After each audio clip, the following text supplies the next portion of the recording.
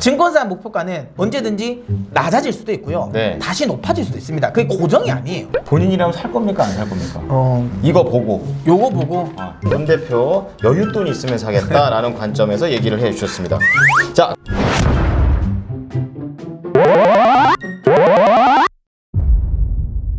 네, 고객 여러분 안녕하십니까? 주식 홈쇼핑 호스트 이건입니다. 오늘은 주식 홈쇼핑이 1년을 넘었습니다. 그렇기 때문에 그 안에서 새로운 콘텐츠를 저희가 한번 준비를 해봤습니다.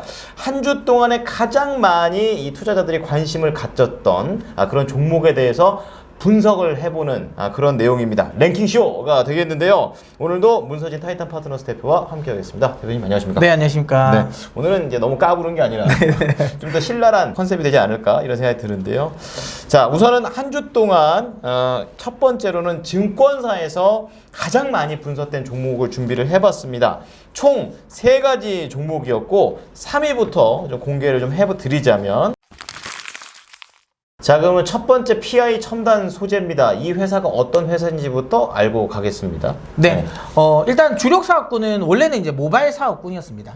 그래서 이제 스마트폰 시장이 성장을 할 때 굉장히 이제 수혜를 많이 받았고, 네. 주력은 이제 모바일 쪽에 방열 시트, 그러니까 열이 많이 나오는 걸 막아주는 거. 네. 그다음에 이제 FPCB, 우리가 흔히 말하는 이제 PCB인데 기판인데 네. 이제 휘어지는. 홈페이지 들어가 보면 약간 이렇게 구부러져 있어요. 맞습니다. 네. 네. 이제 휘어지는 FPCB가 이제 주력 상품군이었는데 아시는 것처럼 최근 들어서 모바일 시장 성장성이 아무래도 꺾였잖아요. 네. 그러다 보니까 이제 상대적으로 이제 실적과 관련된 부분은 좀 안 좋았었습니다. 근데 이걸 이제 신사업으로 지금 좀 돌파를 하려고 하는데, 그렇군요. 그 신사업이 이제 전기차. 네. 전기차에 들어가는, 전기차도 이제 아무래도 전동화가 되다 보니까 연관이 있죠. 연관이 있죠. 거기에 들어가는 이제 방열 시트라든지 아니면 이제 이 바니시 같은 것들이 원래 이제 모바일 쪽에서 적용하던 걸 조금 크게 하면 그쪽이 되거든요. 그러냐, 하던 거를 좀 확장시킨다. 맞습니다. 예. 그래서 최근에 이제 사업 자체를 조금 더 확장했다라고 보시면 됩니다. 네. 자, 그러면은 간단하게 이제 저희가 질문을 할 겁니다. 여러분도 이제 만약에 종목에 대한 궁금증이 있으시면 댓글로 달아주시면 좋을 것 같고요.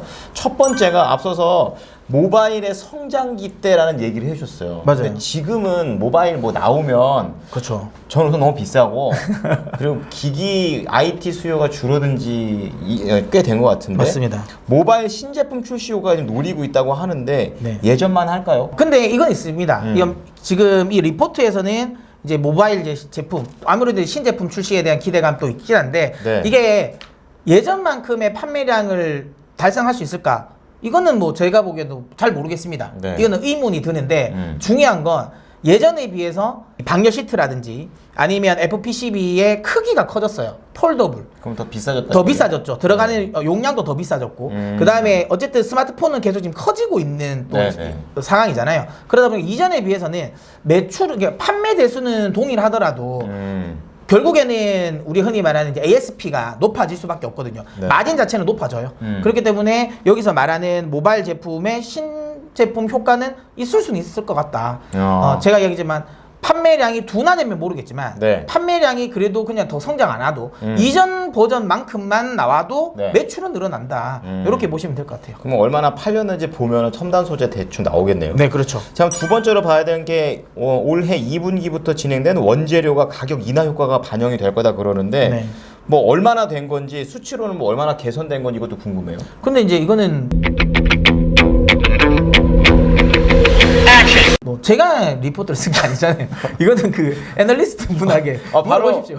바로 그걸 제가 전화해야 됩니까? 아니, 왜냐면 이건 제가 쓴 게 아니잖아요. 그래요? 그럼 이분이 어떻게 매겼는지 저는 모르죠. 전 이 카드를 바로 쓸 줄 몰랐어요.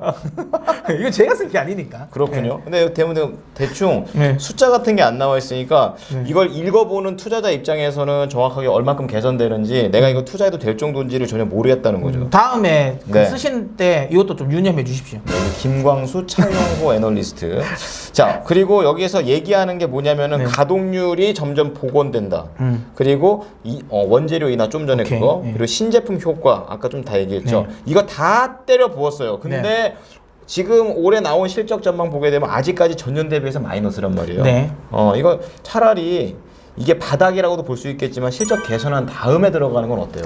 근데 이게 주식이라는 측면에서 보면 네. 주가라는 건 항상 선반영이라는 게 있잖아요. 그 애매해서. 네, 그래서 제 생각에는 오히려 이거 실적 다 나오고 보면 네. 주가는 훨씬 더 높은 위치에 있을 겁니다. 물론 안전하게는 살 수 있겠죠. 그렇죠. 근데 이제 우리가 주식 투자를 함에 있어서 수익을 노린다는 측면에서는 네. 이거 우리가 채권 투자를 하는 게 아니잖아요. 그렇죠. 그게 안전을 노리는 게 아니고 수익을 노리는 거니까 그만큼 아무래도 리스크는 좀 감수해야 된다라고 생각하고 네. 오히려 업황이 지금 바닥일 때 잡는 게 저는 맞다라고 생각을 합니다. 그래서 PI 첨단 소재 같은 경우는 뭐 오히려 아까 방금 이야기했잖아요.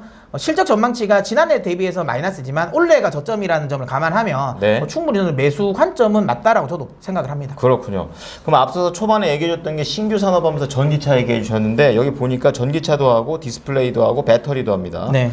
어쨌든 간에 매출을 이게 살려고 다변화시키고 있는데 중요한 거는 이 업계에 다른 경쟁자도 이미 있을 거란 말이에요. 그렇죠. 그러니까 거기를 이길 정도로 경쟁력이 있냐 이게 좀 궁금해요. 저는 경쟁력이 있는 회사라고 봅니다. 그래요? 아까도 제가 초반에 말씀드린 것처럼 모바일에 들어가는 걸 크기를 키우면 네.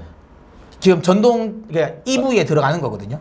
아, 그 얘기예요? 네, 아. 그러니까 결국에는 모바일에서 굉장히 잘했습니다. 네. 예, 방열 시트라든지 그다음 우리 바니식 하면 잘 이해를 못 하실 수도 있는데 우리가 흔히 말하는 그 니스, 네. 니스 칠한다 하는 거 있잖아요. 광택제. 그게 바니쉬. 그게 바니쉬. 맞아, 맞아. 그게 이제 전문용어로 바니쉬. 우리가 이제 콩글리시 할 때 니스라고 하는데. 아, 그래서 바니쉬인데 이 바니쉬가 아무래도 이제 이 열을 빨리 배출시켜 주거든요. 네. 그러니까 이 휴대폰보다는 아무래도 전기차는 훨씬 더 크잖아요. 그럼 거기에 들어가는 용량 훨씬 더 많고 뭐 예를 들어 전기차용이 뭐 스마트폰에 들어가는 것보다 훨씬 더 뭐 기술력이 어렵냐 그건 아니거든요. 네. 그런 측면에서 본다면 같은 기술력인데 이 회사는 이전부터 몇십 년, 그러니까 10년 전부터 계속 이쪽에서 파고들었고 이쪽이 1등 기업이었단 말이에요. 그러면 이게 기술적인 측면에서 본다면 굳이 뭐 늦게 이쪽에 진입했다고 해서 경쟁력이 없는 건 아니다. 충분히 경쟁력을 저는 갖추고 있다고 보기 때문에 사업의 확장 측면에서 본다면 잘한 것 같습니다. 그렇군요. 예, 잘한 것 같기 때문에 이것도 역시 저는 긍정적으로 봅니다. 네, 그러면은 마지막으로 이제 장점들을 쭉 있는데